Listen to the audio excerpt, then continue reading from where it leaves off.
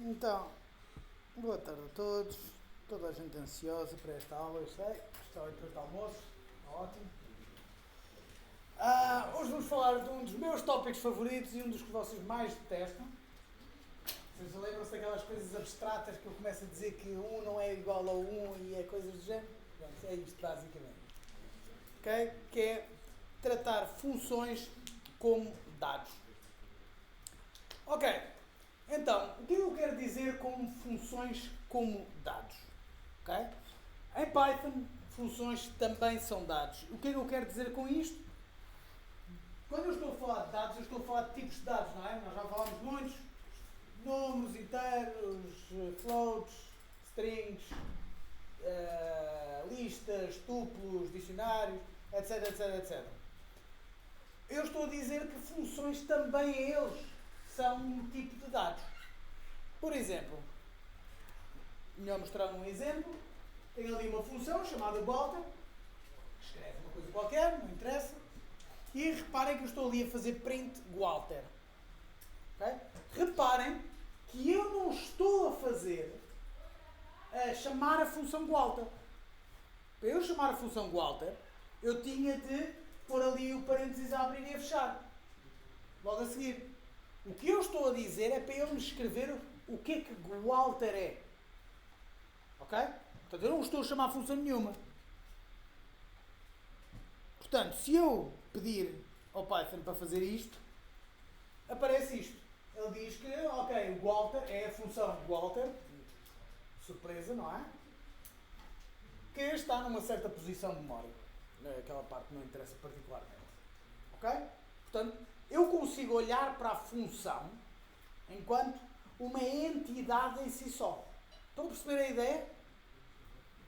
Agora, não estou a perceber é porque é que isto pode servir. Já lá chegamos. Ok?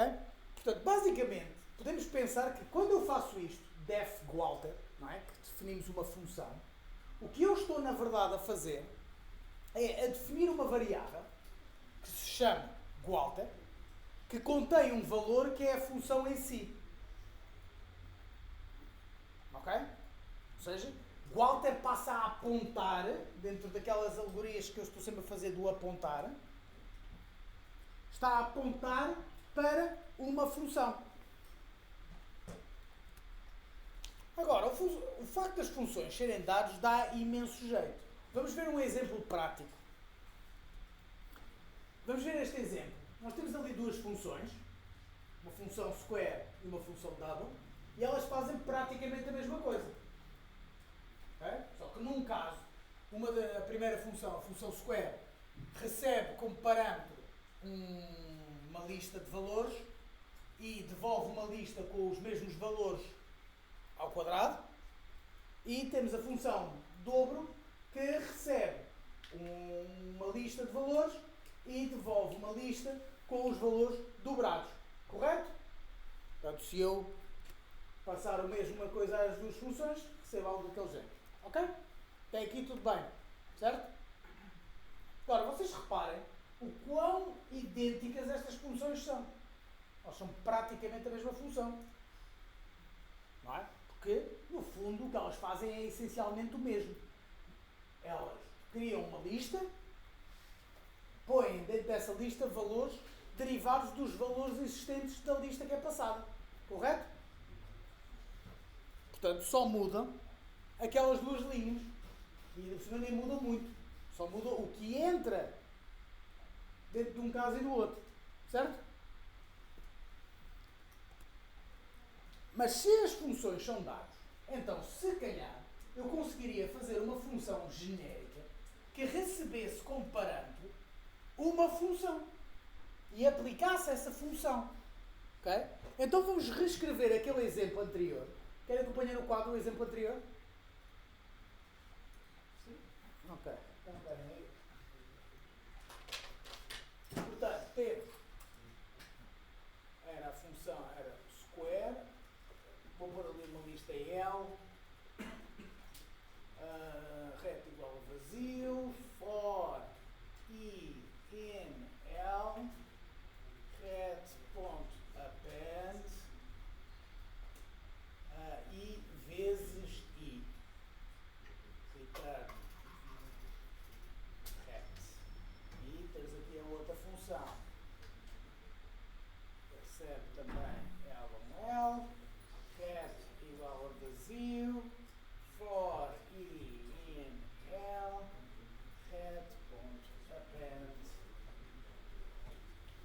i vezes 2. Return hat. Ok?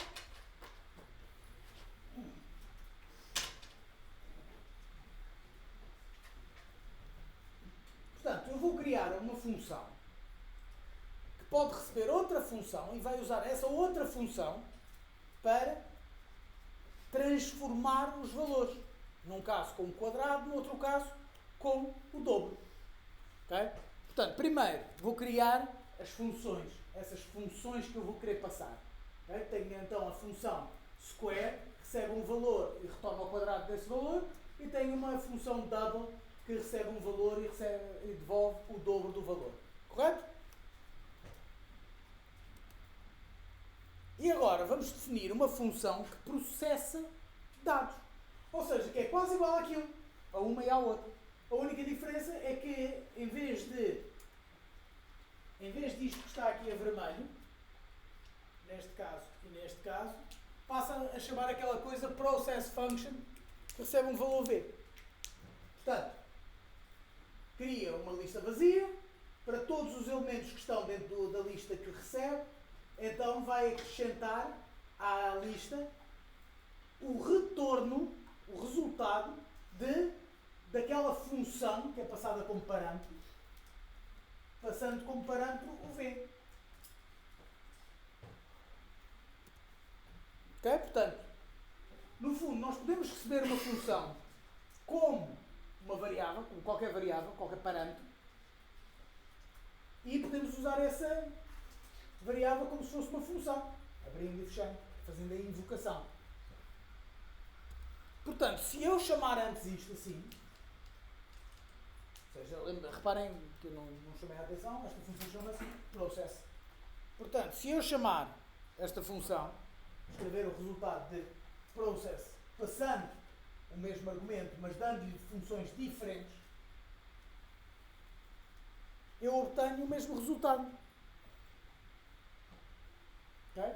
Por um lado, deu um bocadinho mais de trabalho de criar esta função genérica. Por outro lado, agora se eu quisesse uma função para o triplo, ou para o cubo, ou para a raiz quadrada, ou seja o que fosse, eu conseguia sempre fazer.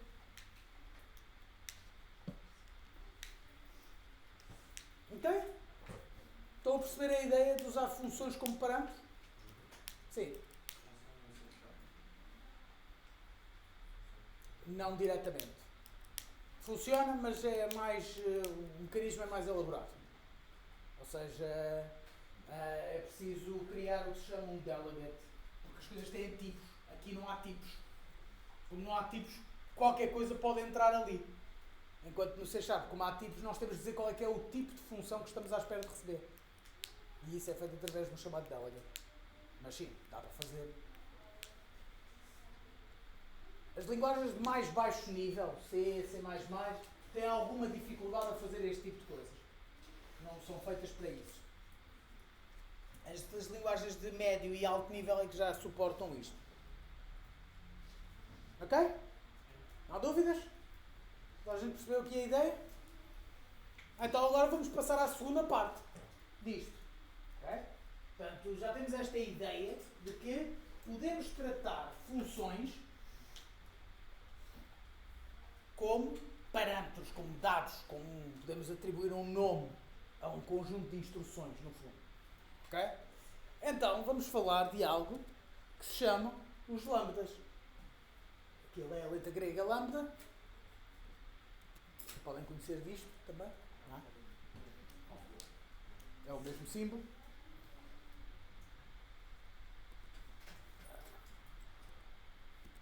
Ora bem, lambdas são muitas vezes chamados de funções anónimas ou closures. Ok? Normalmente quando se chamam closures é porque as pessoas querem se sentir inteligentes. E tem algumas restrições em cima. Funções anónimas ou lambdas é mais comum. Ok? Nós aqui temos uma função com nome. Foi aquela que vimos há bocado. Ou seja, uma função que se chama square, que devolve o dobro, o quadrado do número. Ok? E temos aqui o lambda equivalente.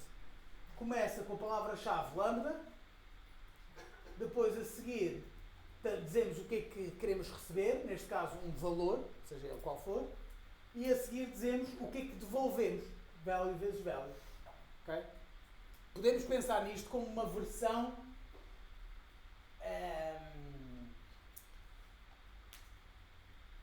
colapsada da anterior. Mas há várias diferenças. Ok? Nomeadamente, num lambda, um lambda não tem nome, mas eu posso atribuir um nome. O que é um bocado absurdo, não é? Portanto, eu aqui estou a dar um nome ao lambda. No fundo é como se eu estivesse a definir uma função. Portanto, deixa de ser uma função anónima. Mas continua-se a chamar função anónima. Ok? Pronto. Qual é que é a outra diferença? Um lambda só pode ser usado como uma expressão. O que é que eu quero dizer com isto? Aquelas funções, como por exemplo aquela ali em cima, o square, não é? Pode ser executado como se fosse um comando. Em algum sítio eu podia escrever ali um print ali dentro, por exemplo, e executar isto, mesmo que eu não devolvesse o valor para lado nenhum. Okay? Portanto, se eu tivesse, vamos imaginar que eu tinha aqui uma função, só para não confundir, vou chamar cube, e que escreve V e V vezes V vezes V. Não me apetece fazer isto. E return V vezes V vezes V. Okay? Eu posso chegar aqui e tanto fazer A igual a cube de 5, como posso fazer só cube de 3. É igual, correto? Eu posso chamar, isto pode ter uma funcionalidade para além de devolver um valor. Certo? Mas um lambda não. Todo o objetivo de um lambda é retornar um valor. É ser parte de uma expressão. Ok? Portanto, diferenças entre um lambda e uma função. Um lambda não precisa de um return. Está implícito.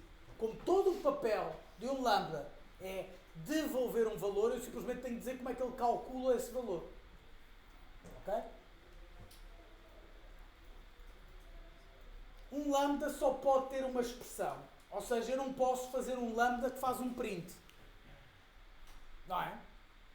Porque isso não é uma expressão. É uma instrução. Agora, eu posso fazer um lambda que chama uma função e faz um print. Mas isso é outra história. Em última análise, eu tenho de dar sempre um valor. O seu melhor está assim um bocado de calor. Tecnicamente, as funções também não precisam sempre de retornar. Hã? Tecnicamente, as funções também não precisam de retornar sempre. As funções não. Mas se tiverem de ser usadas numa expressão, têm de.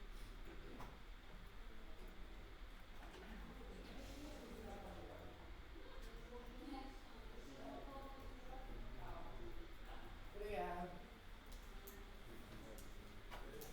Então, se quer estar toda a gente a deixar-se às 2 de manhã, se for uns senhores de volta disso. Hã?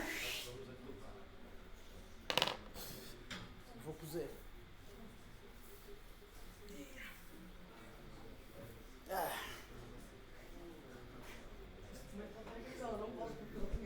Capitão Código. Ora bem, portanto, um lambda só pode ter uma expressão. Não posso ter ali uma composição de coisas. Não posso fazer um procedimento. É para isso que servem funções. Um lambda pode ser usado como parte de uma expressão. Por exemplo, ali naquele caso, lembram-se, em que recebíamos como segundo parâmetro uma função, correto? Mas também podemos receber um lambda, porque um lambda pode agir como uma função. Desde que assumamos que tem de devolver um valor. Aquilo que nós queremos é algo que devolve valor. Portanto, neste caso, funcionava perfeitamente. Em vez de passar o square ou o double ali, funções que tínhamos de ter definido, fazer ali qualquer coisa, qualquer expressão. Neste caso, é uma função que devolve o negativo do número.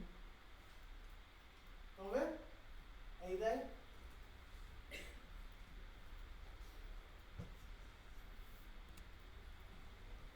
Neste caso, aquele processo seria uma função que recebia. Era a mesma função. Sem tirar nem pôr. Não precisa de nenhuma alteração em relação àquela função que já tínhamos feito. Mas neste caso seria uma função que recebia uma lista e um lambda. Ela recebe uma função.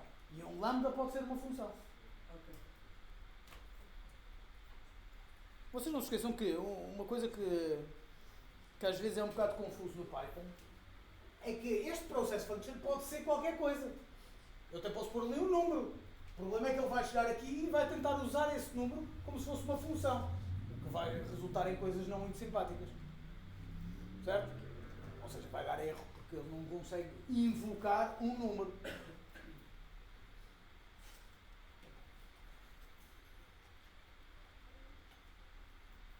Ok? Lambdas são basicamente úteis para tornar algum código mais legível, ou menos propenso a erros, ou reduzir a quantidade de copy-paste que se faz. Porque evitar copy-paste devia ser um objetivo sempre. Ok? Copy-paste normalmente é sinal de que, não se pensou o suficiente sobre o código. Ou dois, pode conduzir a bugs muito subtis. Que é muito comum. É algo que toda a gente que é um engenheiro informático já trabalhou a sério, já aconteceu erros por causa de copy-paste. Várias vezes. É sempre a mesma coisa. O discurso é sempre o mesmo. Fiz um bug de copy-paste. Sempre. Ou seja, duplicar código e alterar só aquela coisa vai-se sempre esquecer de alterar uma coisa. E mais, se o código original tinha um erro qualquer, esse erro também vai ser copiado. E então, cada vez que eu corrijo um bug, posso não estar a corrigir só no único sítio onde aquilo foi feito, mas também em todos os sítios onde eu andei a fazer copy-paste. Ok? Portanto, vamos ver um exemplo de como podemos utilizar isto na nossa aventura de texto. Ok? Vamos criar 4 lambdas e dar-lhes um nome. Portanto, eu criei agora um lambda que se chama move north, que o que vai fazer é chamar a nossa função de move player, lembram-se? A nossa função de move player, que recebia a direção em texto, a direção em inteiro, em número, e o quanto é que movemos em x e em y, lembram-se disso? Portanto, temos ali o move north, move east, south e west, e basicamente eu acabei de criar, no fundo, uma função que funciona um bocado como um alias. Sim. Tive só para estar um bocadinho atrás, só para comprar lambdas. Esse lambda daí diz um valor, Sim. mas os novos não têm nada depois do lambda, não é preciso? Não precisa. Ok. Ele não precisa de fazer, porque eu não estou a fazer nada com o valor que eu estou a passar. Aquele é um lambda que no fundo está a substituir uma função que tem um parâmetro. Este aqui é um lambda que está a substituir uma função que não tem nenhum parâmetro. Mas estamos a usar parâmetros ali à frente, mas são constantes. Ok. Não está a depender do ponto de utilização. Okay? Num ponto em que eu chamar isto, eu vou chamar move north, por exemplo, sem parâmetros.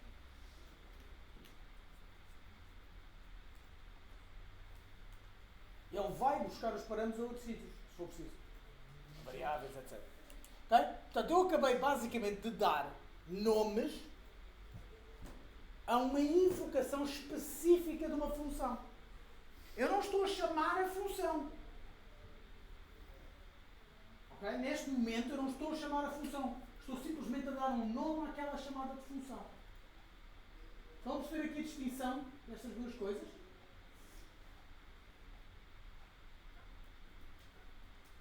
Ou seja, para clarificar esta pequena distinção,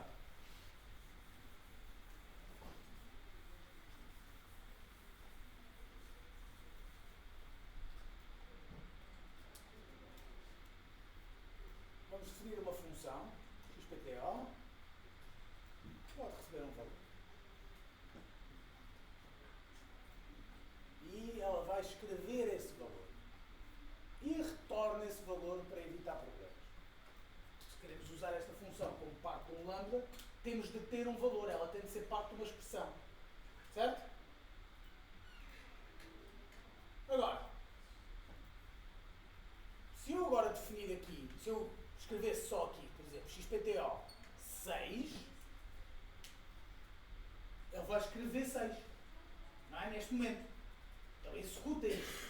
Correto? Portanto, aqui vai escrever 6.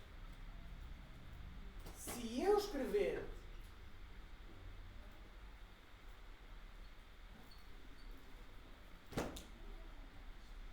eu não estou a invocar nada. Estou só a escrever o que é o XPTO. E ele vai me dizer function XPTO at uma posição de memória qualquer. Certo? Invoquei, não invoquei. Se eu faço blá igual a lambda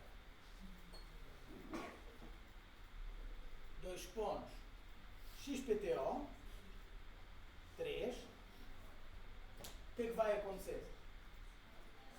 Não vai chamar XPTO? Hã? Vai só associar. Não vai escrever nada, não vai sair nada. Simplesmente dei ao blá é XPTO 3. Finalmente, se eu fizer agora blá, ele aí vai chamar aquilo.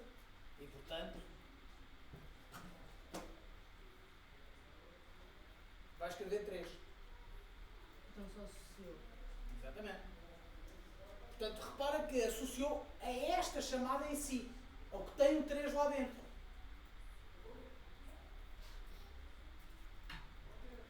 Estão a perceber? Neste caso, eu estou a criar uma invocação. Eu estou simplesmente a dizer, olha, move north, quando eu falar, quando eu executar, quando eu invocar move north, o que eu estou a fazer é chamar aquela função com aqueles parâmetros específicos. Ok? Portanto, depois, a seguir, eu podia usar isto no meu código. Ok? Isto era como nós tínhamos antes, não era? Ele verificava o move player, blá blá blá, nas várias direções. E qual é que era o problema? O problema é que... Não, isso vais bater os livros. A questão é, ali, o problema é, eu vou ter de ler a definição da função movePlayer para perceber o que é que raio está ali à frente. Não tenho maneira de compreender o que é que está ali a acontecer se eu não for ver a função movePlayer. Não é? Enquanto, da forma alternativa, que é esta, eu consigo perceber ou fazer um palpite educado melhor em relação ao que é que cada uma daquelas funções faz. Provavelmente teria de perceber porque é que ela devolve true ou quando é que ela devolve false. Mas fora isso eu tenho ali uma designação muito mais clara. E menos propensa a erros. Sempre que eu quiser mover para norte, numa cutscene, numa coisa qualquer, posso usar a função de move norte sem ter de ver quais é que eram todos os parâmetros que eu tinha de pôr. Não é? Podia usar sempre move norte. Reduzo a probabilidade de erro. Não perco a flexibilidade do move player se eu precisasse do move player para alguma coisa, com todos os parâmetros, mas consigo muito facilmente ler aquilo. Sim. Quando o professor fala sobre ser legível, o código, o professor fala sobre a gente estar aprendendo ou profissionalmente também para que seja legível? Do que utilizar? Profissionalmente ainda é mais importante, diria eu. Claro, porque como eu já vos disse, a maior parte do tempo que uma pessoa passa profissionalmente a trabalhar não é a fazer código novo, é arranjar código velho. Sim. E o código velho se calhar tem uma semana. É? Eu devo passar 70% do meu tempo a olhar para código que já escrevi e não a fazer código novo. Portanto, quanto mais legível eu for, tem múltiplas vantagens. Vantagem número 1 é mais legível. Tipicamente quer dizer que eu compreendo mais facilmente. Não tenho tanto de ir consultar documentação ou listas de funções ou uns 10 mil ficheiros para perceber o que é que alguma coisa faz. Eu olho e percebo move north. O que é que o move north há de fazer? Andar para sul? Quer dizer, eu consigo automaticamente compreender esta ideia. Mas, isto é no caso em que o código fui eu que fiz. Se não fui eu que fiz, ainda por cima, o código de ser legível permite uma pessoa que é de fora, externo àquele projeto, etc., compreender o que é que está feito. A ideia fundamental. Não quer dizer que se substitua completamente documentação, etc. Mas é útil. Número 3, não se esqueçam que projetos a sério, vocês, em princípio, nos 3 anos de curso não vão fazer nada que sequer que vagamente chegue a esta escala, espera-se. Bem, espera-se não, eu gostava imenso que vocês fizessem. Mas não é provável. Um programa a sério tem 100 mil, 200 mil linhas de código. Não, vocês vão fazer projetos com 1000, 2000, se tanto. A não ser que o programa é particularmente mau. Ok? Mas são projetos muito grandes, em milhares de ficheiros. Estar à procura das coisas, as ferramentas hoje em dia ajudam imenso, Visual Studio, etc., Rider, ajudam muito, mas há um limite do que elas conseguem ajudar. Número 3, isto já é mais uma crença pessoal, mas raramente se mostrou errada. Código legível é sinal de uma mente clara, uma maneira de pensar clara, limpa. Não é como aquelas coisas de uma secretária bagunçada é sinal de uma mente bagunçada. Eu não acredito muito nisso porque a minha secretária é terrível. Mas vai um bocado por aí. O código, quando é demasiado bagunçado, normalmente quer dizer que a pessoa não pensou muito naquilo, estava com pressa, etc. É uma coisa que acontece. Okay? Mas quase todo o meu código bagunçado, por exemplo, código de Game Jam, só serve para aquilo. Se eu resolver continuar um projeto de uma Game Jam, a primeira coisa que eu faço é reescrever tudo. Porque aquilo que foi feito durante uma Game Jam é para aquele contexto. É para pôr a funcionar. Estou com pressa. Ok. Mas mesmo aí, há muitas coisas que se podem fazer para ficar mais limpo, mais acessível, etc. Okay? A legibilidade deve ser um objetivo. Não só porque facilita a vida das outras pessoas que vão olhar para o vosso código, etc., mas também porque é sinal de que vocês têm a ideia clara sobre o que é que vocês querem fazer. Alguém que não pensou muito bem no Process Function, aquela função de há bocado, vai ter 4 funções que são praticamente todas iguais. Uma pessoa que sabe que vai ter de fazer sempre aquela coisa e quer poupar trabalho, faz uma função que faz aquilo e recebe um lambda. Ok? Portanto, é bom sinal. E eu acho que profissionalmente ainda é mais importante porque os projetos são muito maiores. Não podem ser reescritos, regra geral, não dá para reescrever. Eu, por exemplo, passei no meu outro trabalho, eu acabei de passar 5 semanas a reescrever um pedaço de código porque aquilo estava quase impossível de se usar. Ou seja, foram 5 semanas a reescrever cerca de 15 a 20 mil linhas de código só para ficar limpo. Okay? Não há funcionalidade. Aliás, estas coisas são muito complicadas até para explicar aos patrões e dizer isto não vai criar nenhum valor acrescentado à empresa. Certo? No futuro ser mais fácil. Para já, vou estar aqui 5 semanas de volta disto e isto vai ficar exatamente igual se correr tudo bem. Para quem está a ver, aquilo ficou tudo igual no fim. Mas internamente está muito melhor, vai poder ser usado por muito mais pessoas, mesmo pessoas que não. O problema daquele pedaço de código é que, a não ser que tivesse sido parte da equipa que tinha trabalhado naquilo inicialmente, ninguém conseguia compreender aquele código. Estava todo muito encaixado umas coisas nas outras, queríamos mudar alguma coisa, tínhamos de mudar em 4 ou 5 sítios diferentes, porque senão aquilo partia tudo, desmoronava-se. Not good. São 5 semanas do meu tempo, e olhem que o meu tempo é caro. Portanto, é dispendioso, é um trabalho dispendioso. Mas às vezes tem de ser feito. É que tanto meu pai como minha mãe falaram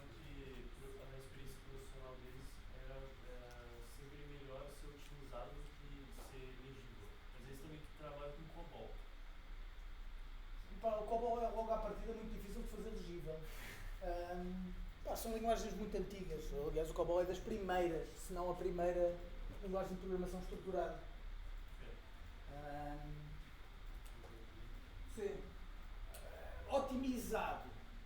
Eu acho que normalmente má ideia, como dizia o Michael Abrash, que é um deus da otimização, para vocês terem uma ideia do quão divindade o Michael Abrash foi o tipo que o John Carmack contratou para otimizar o código dele, o mesmo gajo que foi responsável pelo desenvolvimento de grande parte do Oculus, que faz foguetes no seu tempo livre por diversão, etc. Contratou o Michael Abrash para otimizar o código dele. Isso é o quão bom o Michael Abrash é. E o Michael Abrash dizia que premature optimization is the root of all evil. Okay? Primeiro põe-se as coisas a funcionar, depois otimiza-se. É importante otimizar, okay? Código pouco otimizado, mas também vou-te dizer uma coisa, código legível, regra geral, é mais fácil de otimizar. Porque código que já é elegível à partida, para otimizar não se consegue perceber onde é que se podia ganhar alguma coisa. Pronto. Portanto, a ideia aqui, voltamos aqui àquilo que eu estava a dizer, nada ficou diferente daquela alteração para esta. É simplesmente mais fácil de ler, e se em outros sítios eu quiser andar para norte, uma catecinha, uma coisa qualquer, posso simplesmente chamar a função move norte, em vez de ir descobrir, lembrar-me, ou ir ver a documentação, ou ir ao fecheiro de código, ver quais é que são todos os parâmetros que eu tenho que passar para o move norte, para ele andar para norte de facto. Ou andar opcionalmente para norte. Ok? Portanto, isto, no final, ficava qualquer coisa deste género.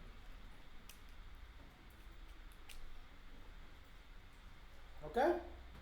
Dúvidas até aqui? Estão a perceber aqui a ideia dos lambdas?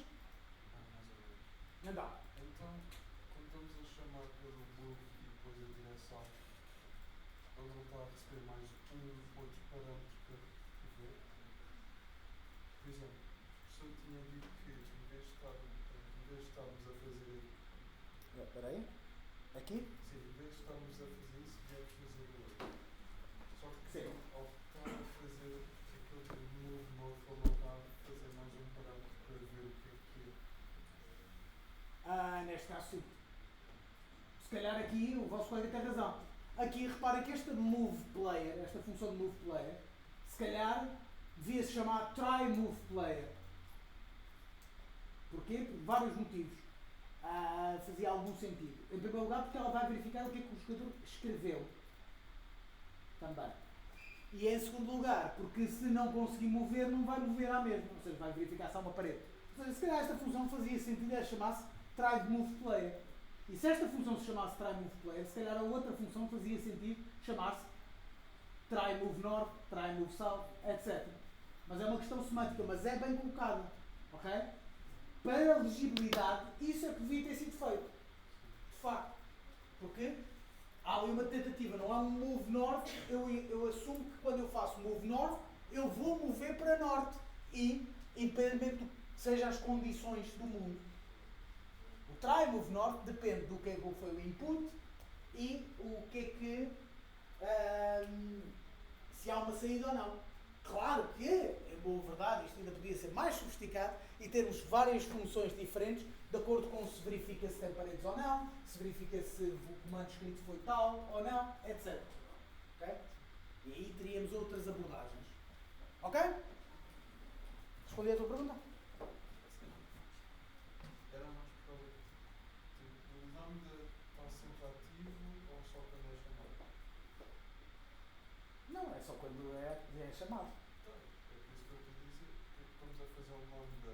Tipo, porque é que estamos a fazer de move novo lambda e depois o que temos exatamente aí quando podemos ter simplesmente Facilidade dessa. Para já. só isso? Sim. Essencialmente, neste momento, sim. Não quer dizer que depois não se sofistique. Porque repara, isto fica muito mais simples, porque aqui temos só 4 permutações. E a seguir, se tivéssemos o up e o down também, já eram 6. E já cada vez sempre a ter de lembrar, e aí teríamos de ter mais um parâmetro. Portanto, era mais um parâmetro que tínhamos de saber para que é que serve. Porque isto é tudo muito giro. Quando tu estás em meia dúzia de linhas de código e podes hoje fazer scroll para cima e ver o que é que a função faz. Agora, se ela está em outro módulo e não sei o quê, tens de ir à procura o que é que a função fazia, para perceber quais é que são os parâmetros, é mais fácil teres um move north do que um move player e agora deixa-me procurar o que é que estes 650 parâmetros querem fazer. Não é mesmo só para pré-definir. Sim. E para aqueles outros casos que vimos há bocado do processo function, por exemplo, também. Ok? Professor, nesses casos não podia colocar um comentário em cima dizendo o que faz o comentário? Sim. Mas repara, onde é que faz sentido ter isso? Em cada chamada da função? Não, não estou. No topo de tudo. Portanto, terias de ir até lá para ver. Não, É essa a ideia. Se tiveres documentação é sempre mais fácil. Mas há milhares de funções. Mas tens de saber que as coisas existem para as procurar. Ok? Já agora estamos a falar de parâmetros. Tem parâmetros para omissão de código? Hã? Tem parâmetros para omissão de código? Tenho, mas não tiveste na última aula? Acho que Não. Não foi na última aula, pera. Mas não, já corri isso. Foi a última aula de IC, acho eu. Sim. Se puseres igual a qualquer coisa, ele fica com esse valor por omissão. É como o C#. Ok? Mas ainda podemos melhorar isto. Ok? Já, na minha opinião, está mais legível. Vamos combinar várias técnicas. Nomeadamente, vamos usar dicionários agora. Agora é que vai ser uma festa. Vamos usar dicionários com lambdas. Não é complicado. Ok? Portanto, eu vou criar um dicionário deste género. Vou-lhe chamar Command Processor e quando eu escrevo North, ele vai associar o move North. Associar. Okay? Não estou a chamar nada novamente. Portanto, East, South e West. Ok? Porreiro. E agora podemos usá-lo. Podemos substituir este código que já tínhamos, if move north, etc, etc, etc. Podemos substituir simplesmente por isto. Portanto, se o comando que eu acabei de escrever está no command processor, portanto, se é uma entrada do dicionário, então vou executar isso. Vou buscar aquela entrada, que é o lambda, e vou invocar. Posso mostrar isso, não é?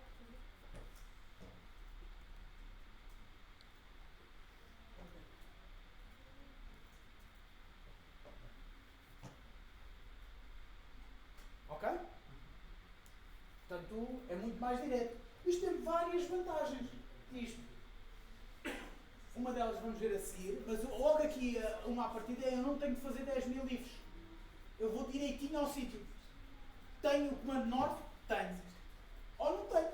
E então posso passar para os seguintes. Que neste caso temos ali um exit, temos um quit, etc. Também poderia ser feito de outra maneira. O exit não podemos. Hã? O exit não podemos pôr simplesmente uma vírgula. Uma vírgula ou onde? Exit vírgula. Consideramos os comandos e não só. Não, porque qual é que é o tipo de dados? Temos que manter a coerência dos tipos de dados. O que é uma string, vírgula ou outra string? Não há um tipo de dados. Uma das grandes vantagens é que podemos acrescentar abreviaturas com pouco trabalho. Por exemplo, eu posso mudar o meu processador de comandos para isto. E de repente já posso aceitar outras coisas. N em vez de North. Ele vai chamar a mesma coisa. Eu não tive de memorizar qual é que eram os comandos. Certo?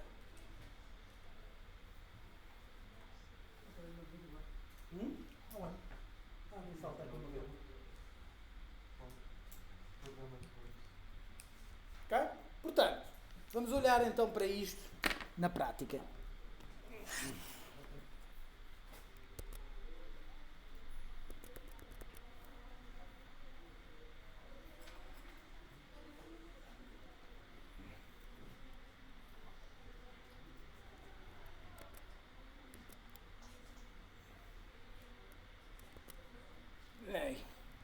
Esqueço-me sempre que isto é ótimo programar assim.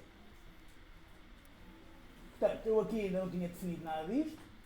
posso definir simplesmente os lambdas destas coisas, mas posso fazer isso então no tal command processor.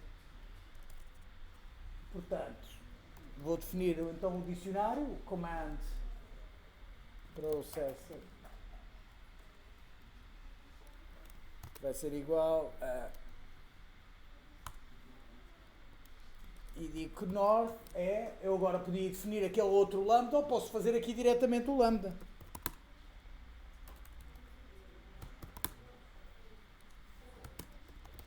Move north, aliás, move player, e recebo como parâmetros o comando. Está muito quente.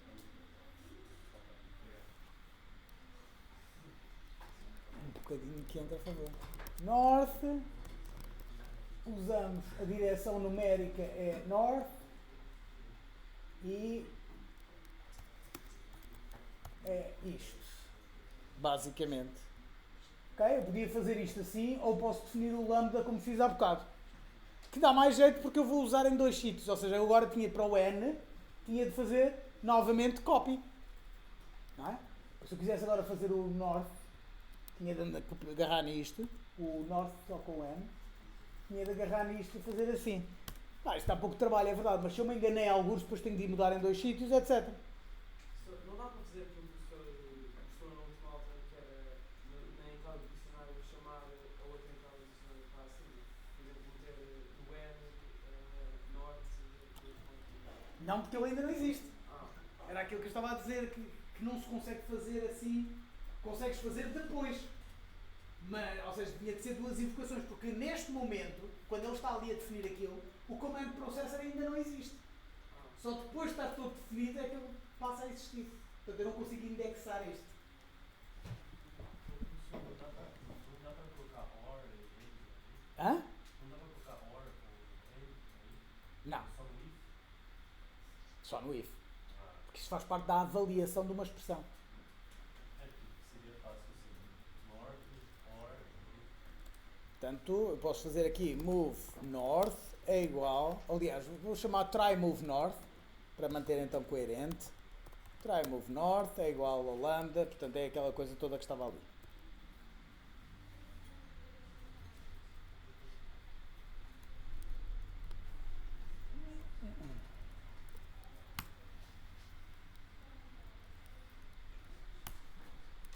E da mesma forma posso south, east e west, e aqui recebe o south, aqui é east, aqui é west.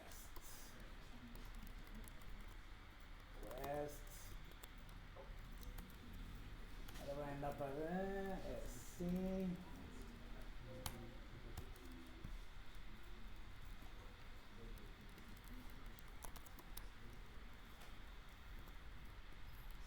É ao contrário, para cá. Para esta que é 1, para o oeste é menos 1. South. Pronto. Com isto já posso usar aqui a função.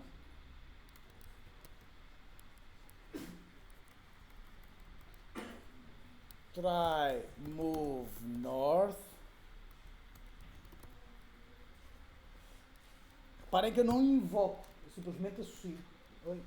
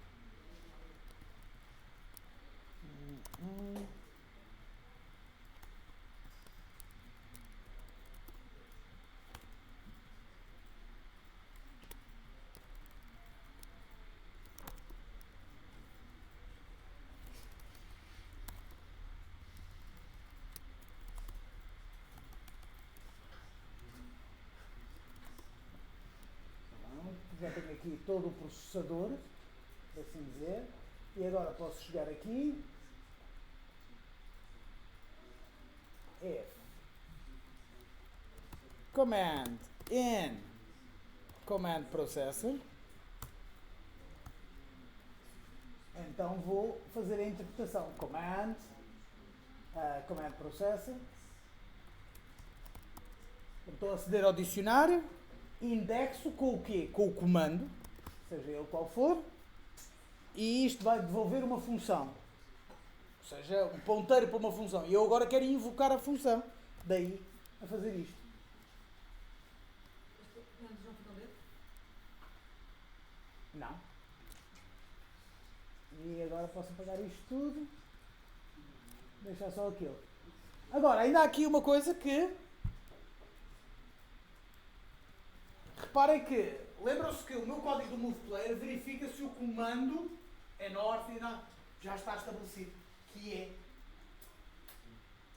Ou seja, escuso estar a verificar outra vez. Vai funcionar sempre. Certo? Portanto, eu agora posso mudar a minha função de processamento. De Move Player. A minha função de Move Player não precisa de receber o comando que foi carregado e não tem de fazer esta verificação.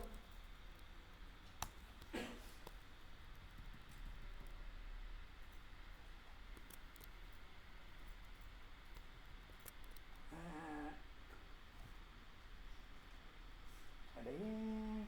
Tá, é isto, não é? É. Falta aqui. Return true. Este return false é impossível de lá chegar porque quando eu chamo aquela função, eu já verifiquei que a direção é aquela. Certo? E portanto, aqui nos lambdas, também não preciso passar o comando.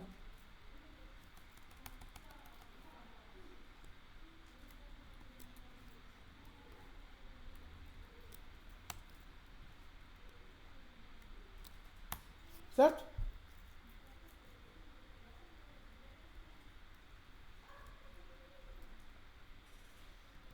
Isto que é com F junto ao... Hã? Aquele print, aquele else print. Tem ali um F. Uma formatação? Ok, acho que... Sim. Vamos falar mais desse treino.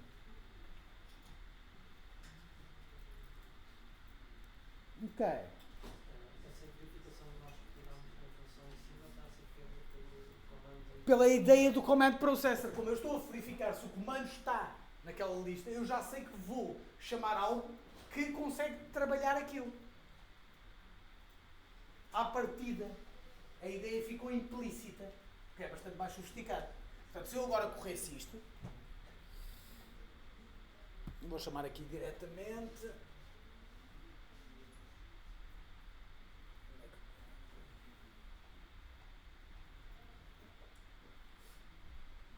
Ok? Portanto, estou em 2.2M.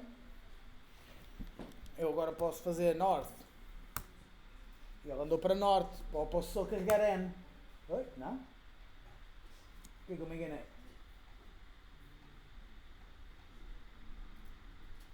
Enganei-me em alguma coisa. Isto é ali o espaço. Não. Você escreveu com... Ah,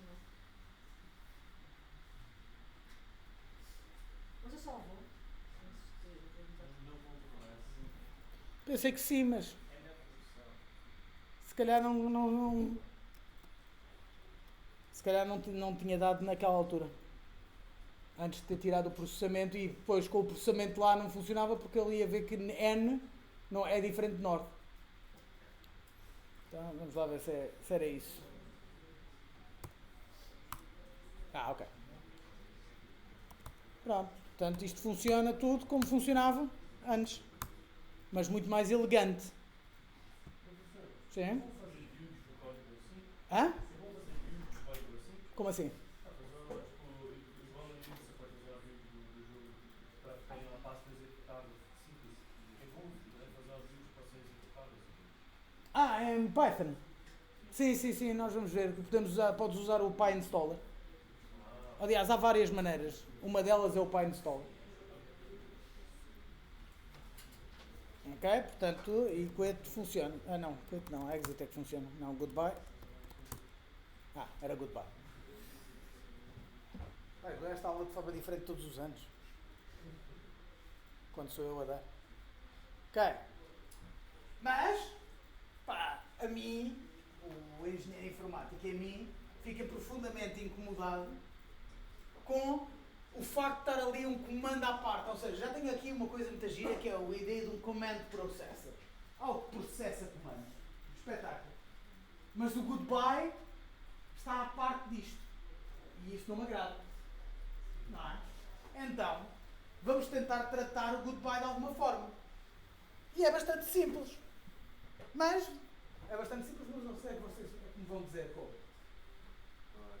Adicionar um dicionário e aplicar uma função. Aplicar ao dicionário. Vamos começar então por aí.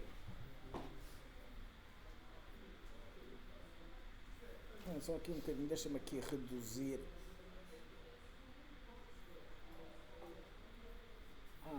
Ok. Portanto, vamos acrescentar então aqui uma entrada, não é?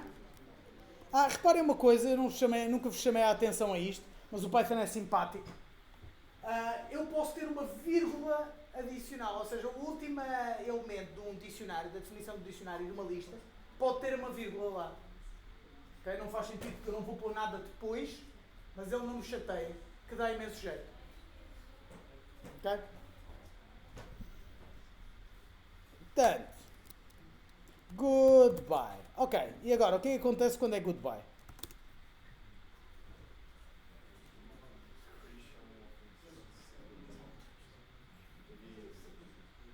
Relaciona com uma função goodbye?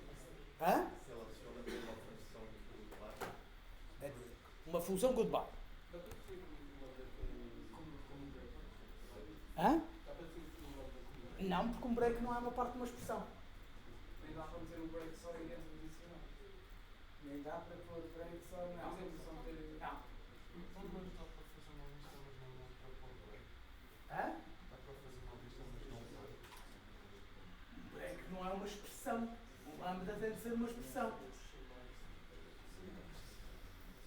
É só controle. O break, como o contínuo, é só parte pertence só a definir o caminho que o programa deve seguir. Não muda o estado do programa.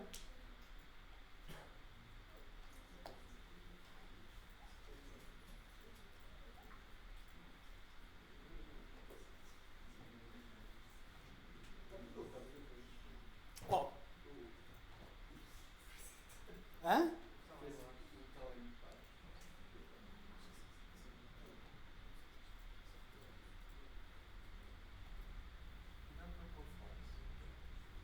Uma das coisas que é preciso fazer é corrigir algo que é código mal feito que está ali. Hã? Então isso já lá está. O command e o command processa. No dicionário dá para pôr true ou false. Tá. No dicionário podes pôr o que quiser. Então, e se pusermos no escopo... Tecnicamente, em teoria, dava para pôr em false, e quando não for essa parte do dicionário, eu podia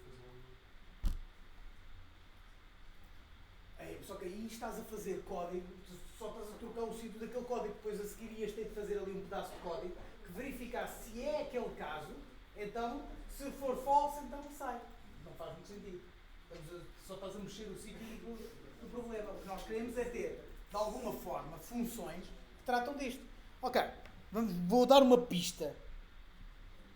Um dos erros número 1 é isto ter um ciclo infinito aqui, que eu vos disse que não se deve fazer. Ok? É preferível ter uma variável. Enquanto não for... Ai, caneco.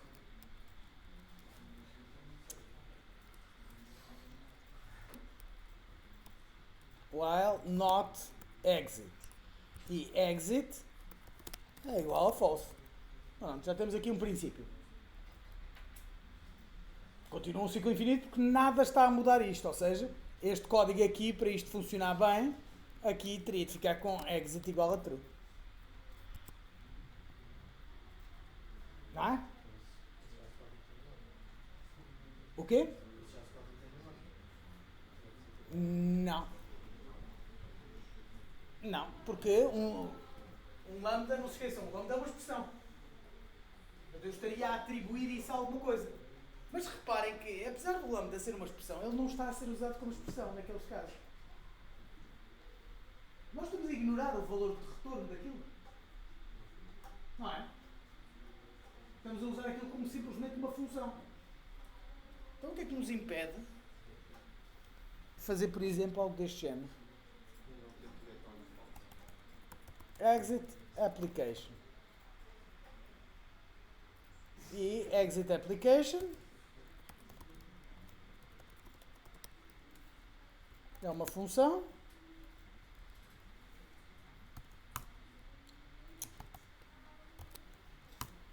que o que vais fazer é exit igual a true.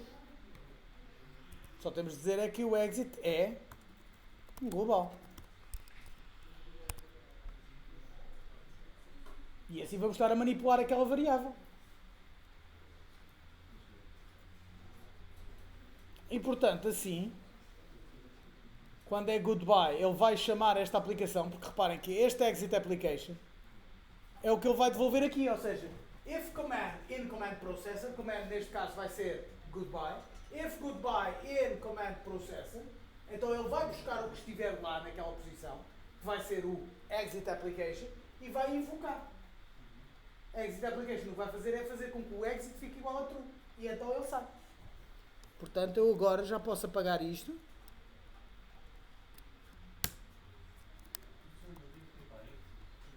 Aonde?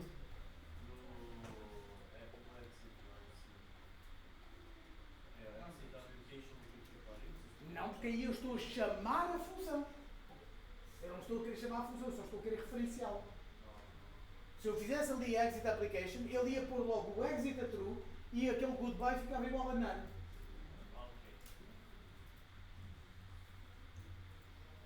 Portanto, se eu agora correr, será que isto funciona? Goodbye. Sim. Então pronto, o exit application é uma função que criamos, é mesmo ao Sim, canal do Python. criamos agora mesmo. Só mudou o código. Hã? Só mudou o código. Não, desculpa, não percebi. Só mudou o código. Sim, e agora está a ser tratado por uma coisa comum, por um mecanismo comum. Ou seja, se eu quiser ver onde é que, o que é que acontece, e não só, porque agora repara, eu agora aqui posso chegar e dizer, para não fazer aquela figura de há bocado,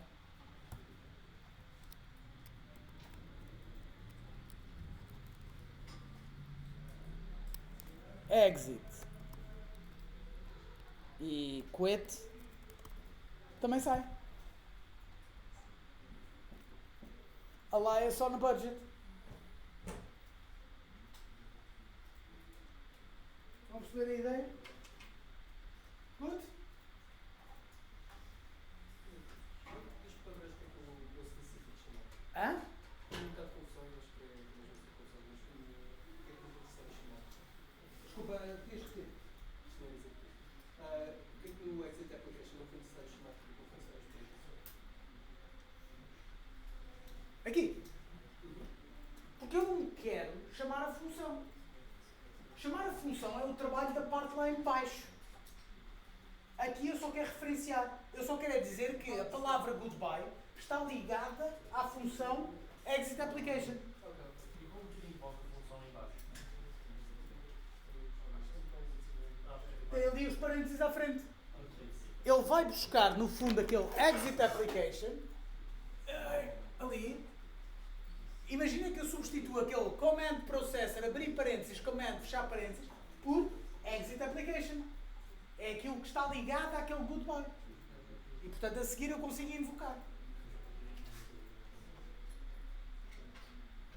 Vão perceber?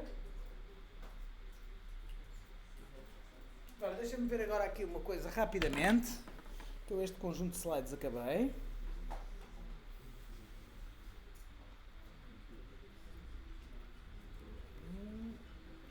Sim. Ok. Não, espera aí, deixa-me ver aqui. Pode. Deixa-me ver o que era a aula seguinte. Não, ainda não.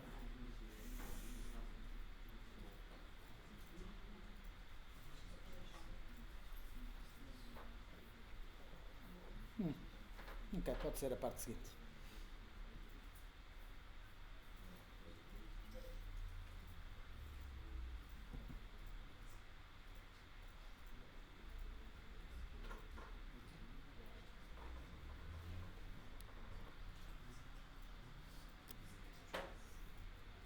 Ok. Pronto. Então não há dúvidas acerca de lambdas, etc? Pronto. O quiz da sexta-feira vai ser dicionários, sets e lambdas. Hã? Ah, e strings, que eu não cheguei a fazer nada. Pá, strings. É trivial.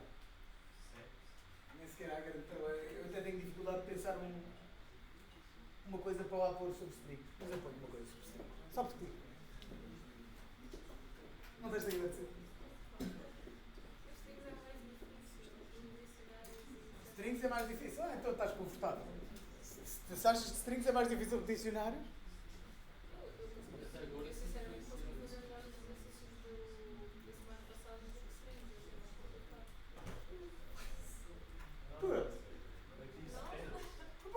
Eu acho que dicionários é mais complicado, mas é assim, para mim isto é tudo simples, ok? Portanto, é muito difícil às vezes apreciar, diz.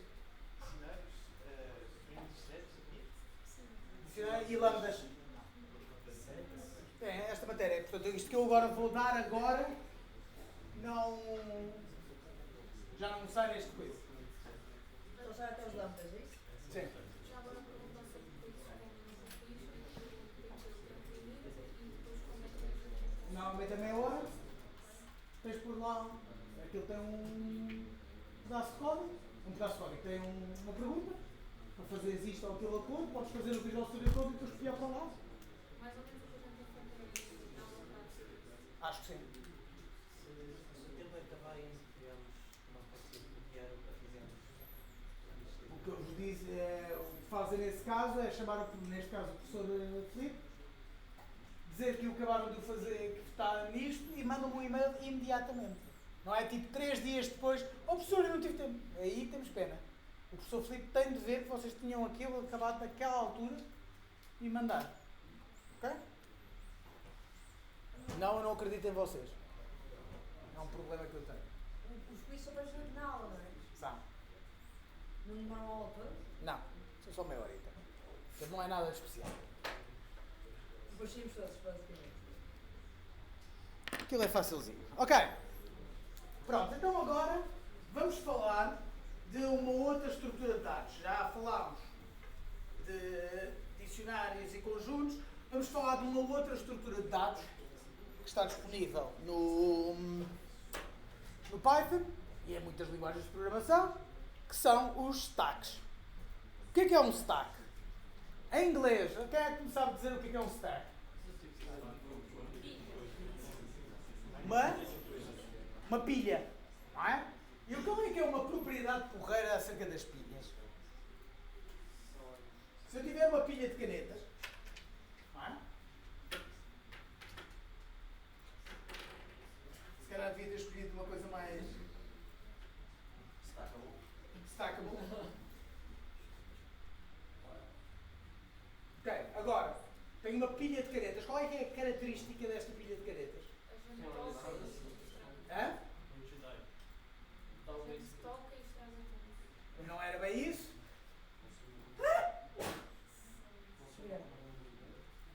Não. Se também é um dicionário, também é um conjunto, se não muda nada. É ordenado? É ordenado. Ou seja, eu, sob o ponto de vista puramente teórico, não consigo tirar, por exemplo, a primeira caneta que eu pus, sem tirar as outras primeiro. A não ser que eu seja particularmente bom a jogar Jenga. Ok? Ou seja, stacks impõem uma certa ordenação nos dados que entraram. Ou seja, as coisas entram por uma ordem e têm de sair pela ordem inversa. Isto é o que se chama uma estrutura de dados LIFO. Last in, first out. A última coisa a entrar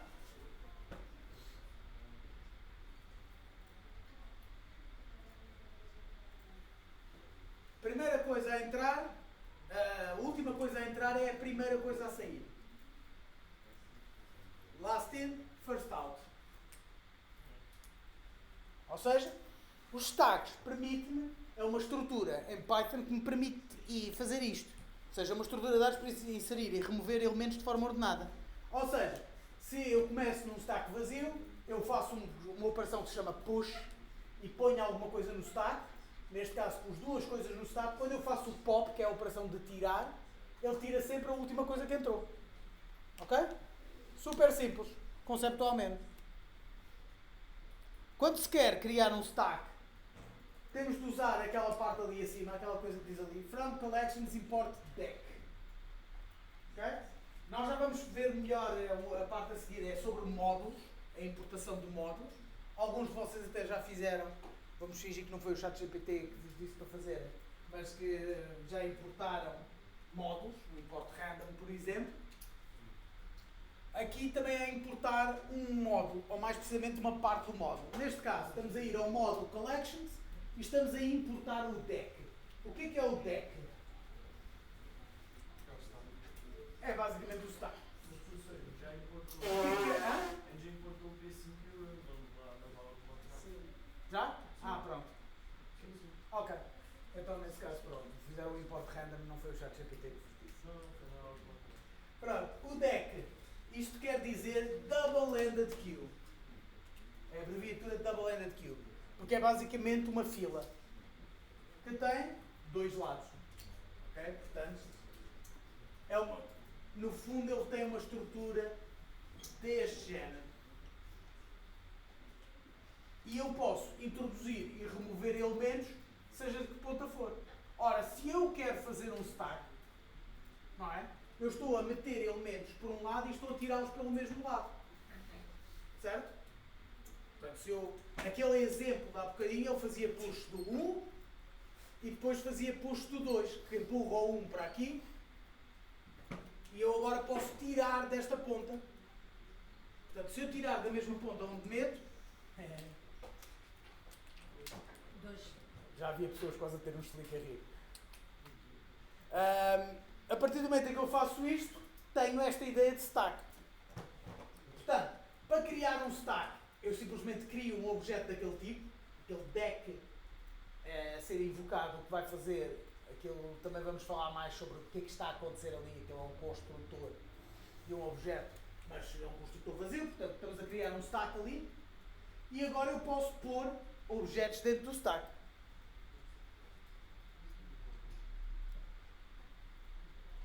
Portanto, append é a operação de push. E portanto, quando eu faço o append, ele coloca lá um valor. Da mesma forma, se eu fizer append de dois elementos, eles estão lá de forma ordenada. Isto é uma coisa, aquele stack é o nome da variável que vai ser o Sim. stack. Certo? Pode O ser uma deck- Walter. O deck é, O deck é que não. o deck é a função que nós precisamos fazer o stack. Aquilo é que é mesmo um stack. Ora bem, se eu fizer então um append de dois elementos e fizer um pop, ele vai remover o último elemento que foi colocado. Portanto, eu meti primeiro o 5, depois o ABC, depois removi com este, no stack pop, e ele remove precisamente esse valor. Ok? Não podemos dizer diretamente que queremos fazer pop ou stack. Não. A ideia de um stack é precisamente nós não... Para isso temos listas, então. Que poderia ser a implementação, só que isto é mais eficiente. Especialmente quando as coisas são com muitos dados. A utilidade do stack tem que ser bem específica. Sim. Ok?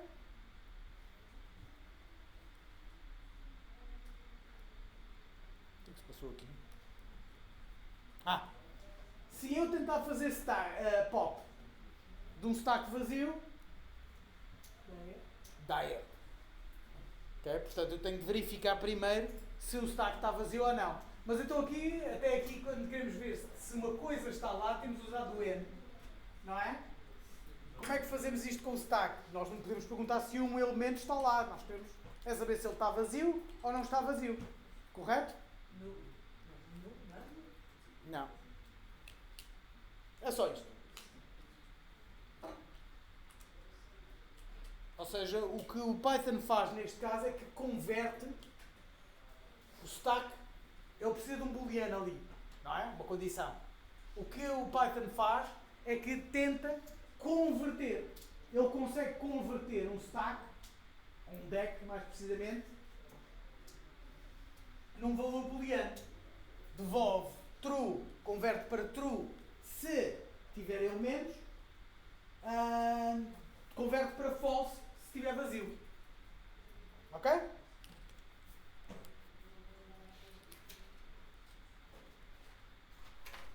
Pronto. E assim não há problema em fazer aquilo. Certo? Alguma questão acerca de stacks? Super simples. Okay? Isto são estruturas de dados que dão muito jeito, por exemplo.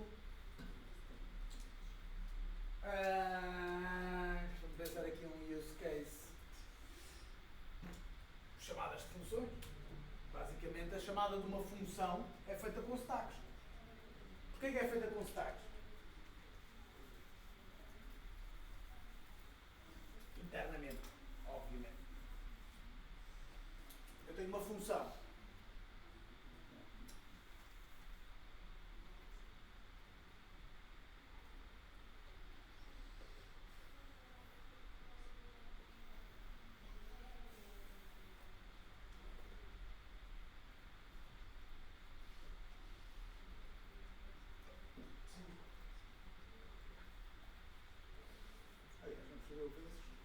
Isto é o fatorial, verdadeiramente.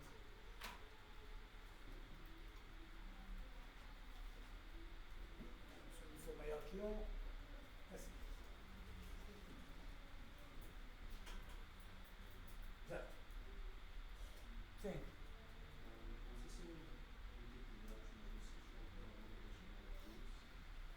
Sim, o stack é um tipo de queue. É por isso que se chama double-ended queue. Isto é que é o deck. O deck é de double-ended queue. Ok? Portanto, temos esta função. Reparem que se eu chamar Walter 3, não é? Ele vai chamar esta função. Certo? E o que esta função vai fazer? Vai ter este valor de i. Ele alguns vai ter de guardar um valor de i igual a 3. Não é? Porque eu logo a seguir vou chamar outra vez a função.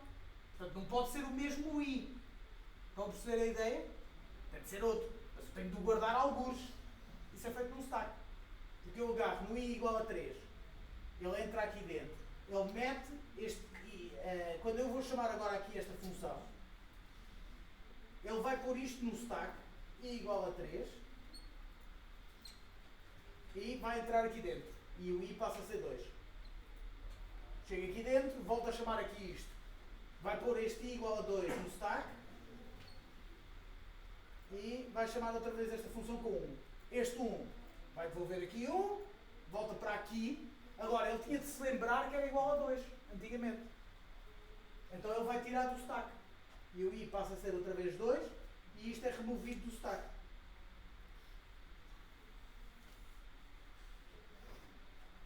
E por aí em diante. Ou seja, o stack é usado para estas coisas. Quando nós queremos assegurar que temos um estado. Quando nós queremos garantir que eu preservo algo que consigo reconstruir para trás. Por exemplo, outra coisa, encontrar o caminho entre dois pontos. Um algoritmo de encontrar caminho, o que faz é que vê todos os caminhos possíveis, vai abrindo os caminhos, ou seja, agora quando estou a ver estes caminhos do lado, guardei este, um stack. Agora estou a experimentar qual é que é o que está mais perto do meu objetivo. Por exemplo, era este. Então ele vai para este. Portanto, ele guarda este no stack. Estou só a dar nomes a isto, que é para se conseguir identificar aqui. Guardou este e abriu todos estes. 6, 7 e 8. Mais perto aqui.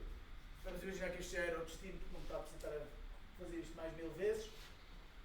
Portanto, ok, mais perto é o 7, vai para o stack, o 7 é o destino. Eu agora posso ir buscar estas coisas todas e tenho o caminho, tenho de ir do 1 para o 3 e do 3 para o 7 para chegar ao meu destino. Porque é que isto é necessário? Vamos imaginar que em vez disto aqui, eu queria chegar aqui ao 8. Aliás, vamos pôr aqui um X. Mas que não existe maneira. O 7 é o que está mais perto dali, mas não há maneira de lá chegar. Portanto, eu quando abri o 3, também guardei o 6, o 8, eu abri o 7 e guardei o 6 e o 8 como opções. Portanto, eu agora tenho de voltar atrás, ou seja, tenho de tirar o 7, não há maneira de chegar do 7 para ali. Tenho de tirar isto do stack e agora meto o 6, por exemplo. E continuo a partir daí. É para isso que servem os stacks. Quando eu preciso de alguma forma, fazer backtracking. Ok? Pronto. Então agora vamos passar para outra estrutura de dados. Que também dá jeito noutro tipo de circunstâncias. Que são as queues. Ok?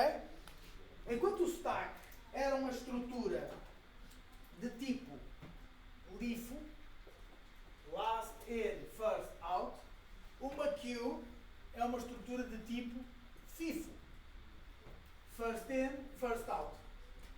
Okay? Basicamente é, como o nome indica, uma estrutura em que as coisas também são introduzidas ordenadamente. Há uma ordenação. A diferença é que, enquanto no FIFO, enquanto nos LIFOs, enquanto nos stacks, estávamos a pôr e a tirar pelo mesmo lado, nos FIFOs estamos a pôr por um lado e a tirar para o outro. Okay? Exemplos de LIFOs, por exemplo, é qualquer fila. Não é? Eu chego ao supermercado, entro na fila, a primeira pessoa a chegar é a primeira pessoa a ser atendida. Na teoria, porque há sempre aqueles chicos perto, sempre pelo lado. É a vida. Ok? Portanto, parece igual ao stack, porque verdadeiramente é. Só mudam as semânticas. Enquanto nos stacks nós estávamos a usar a operação de push e pop, mas verdadeiramente na prática o que estávamos a fazer era append e pop. Não é? No caso, isto foi o que eu já expliquei. No caso das queues, reparem, é a mesma coisa. É um deck, double-ended queue, só que em vez de ter a operação de push e pop, passamos a ter as operações de enqueue e dequeue. Este método as tira. E na verdade as funções chamam-se append left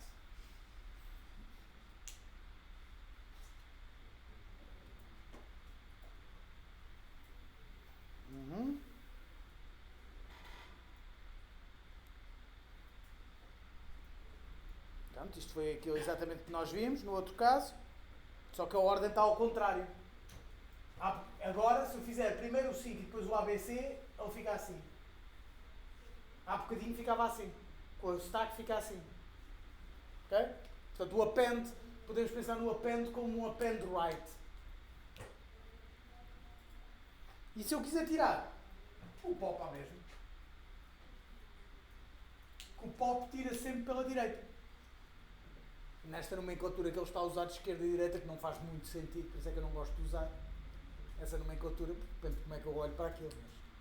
Mas, no fundo, O NQ, se pensarmos nesta ideia de meter pela esquerda e o pop tira pela direita, este append mete pela direita e tira pela direita. Certo? De resto, é exatamente a mesma estrutura.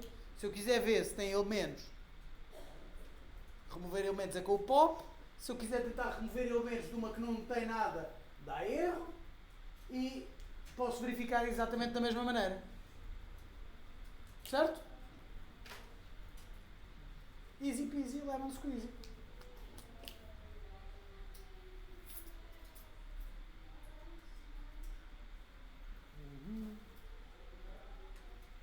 Dúvidas? Sim.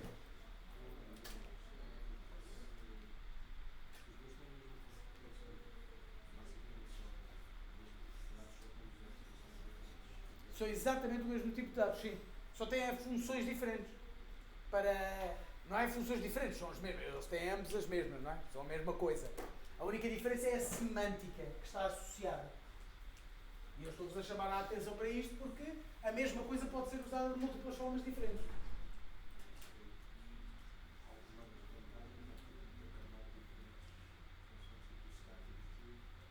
Não convém porque tu vais começar a ter, se começas a usar semânticas diferentes para pôr e tirar, a ordenação vai um bocado pela janela. Que é um bocado a ideia, para isso mais vale usar as listas. Que é muito mais claro o que é que vai acontecer. Não é?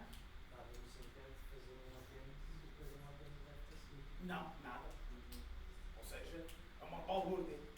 Há linguagens de programação, por exemplo, que preferem ter mesmo duas estruturas de dados diferentes, o stack e o queue, como sendo duas coisas separadas e depois, mesmo que internamente pudessem ser a mesma coisa. Mas preferem manter separados precisamente para impedir esse tipo de comportamentos maus. Ok? Portanto, stacks são bons quando queremos preservar estado. Sim, só uma pergunta. O certamente quando temos o append right vai adicionar os elementos para a direita e depois o pop também vão para a direita. Então não seria basicamente mesmo com o stack? Sim, é isso que eu estou a dizer. Ok, se calhar não fico claro. É isso que eu estava a dizer. No fundo, este append, podemos pensar que ele é um append right. Mas não existe, acho eu. Que eu saiba, não existe função de append right. Ou seja, o append empurra pela direita. O append left empurra pela esquerda. Aliás, enfim. E portanto o pop tira pela direita. Não sei se existe um pop left, mas aí fazia ainda menos sentido no meio disto tudo. Ok? Portanto, se nós queremos ser caóticos nisto, por onde é que metemos, por onde é que tiramos, é preferível usar listas. Se queremos desta forma estruturada, é preferível usar queues um deck, double-ended queue. Por isso é que ela é double-ended, que dá para fazer dos dois lados. A questão aqui mais importante é, ok, mas não podíamos usar listas para tudo? Podíamos, sim senhor. A diferença é que as listas são ineficientes em certo tipo de operações. Okay? A lista é uma operação. A lista está otimizada para aceder, para ir buscar um certo elemento. Ou seja, o que se chama Random Access. Eu poder ir buscar um elemento X, Y ou Z. Isso é tempo linear. Ou seja, é o que se chama tempo linear. Quer dizer que eu não tenho que percorrer os elementos da lista. Se eu sei que eu quero o elemento número 523, eu consigo ir lá diretamente com uma operação direta. É muito rápido. Enquanto, por exemplo, se eu acho que os decks nem sequer têm funções para isso. Mas, imaginando que teria, um deck não conseguiria fazer isto diretamente. Tinha de percorrer 522 elementos para chegar àquele. Mas, as listas têm o seu inconveniente.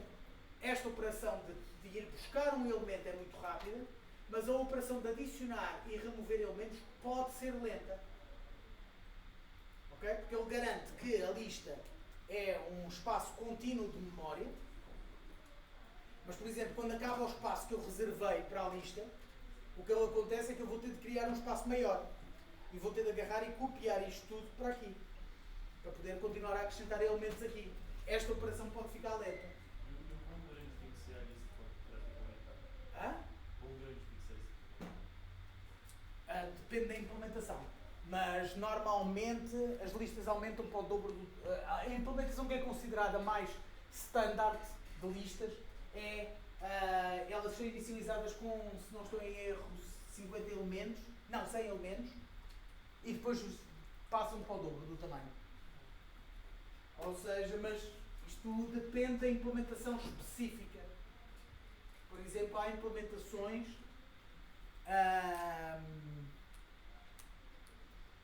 de Python que cresce um elemento de cada vez. Portanto, cada vez que se acrescenta um elemento, ele está a aumentar um. É lento, gasta menos memória, porque não precisa estar a reservar espaço, que pode não ser usado. Vamos imaginar que ele duplicava até aos 1000 e eu ponho um elemento 1001. Se ele dobrar, vai ficar com 2000 elementos, mas eu só precisava de 1001 elementos. E então fica ali com 999 elementos que não estou a usar. Mas, por outro lado, estar a aumentar um por um de cada vez é lento. Ou seja, as listas não são feitas para isto, para acrescentar e remover elementos continuamente. São implementadas para aceder a elementos. As queues e os stacks, não. São feitos para isso, para acrescentar e remover coisas. Não são feitas para aceder aleatoriamente. Okay? Isto é trade-offs, é por isso que se tem de escolher a estrutura certa. Porque elas podem ser todas programadas umas às bases das outras. É um bocado o propósito, não é? Certo?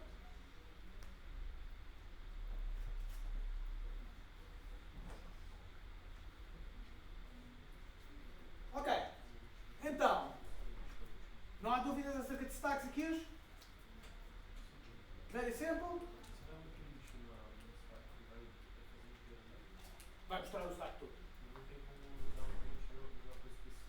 Não. Porque a ideia de um stack, aliás, a ideia de queues, de uma forma geral, de decks, é eu não estou interessado no que está lá dentro. Eu não preciso saber o que é que está lá dentro. Só o primeiro elemento e o último. Quanto muito. Ok. Portanto, vamos fazer agora uma sondagem. Quem é o vosso professor favorito? Levanta o braço quem acha que sou eu. Há muitas pessoas muito ousadas. Pronto. Aqueles que levantaram o braço podem-se ir embora, porque já acabámos a aula por hoje. Os outros ficam todos cá, porque é para aprenderem que eu sou o professor favorito. Ok? Vou só fazer as presenças. Não quero começar a outra parte da matéria. Agora. Sim.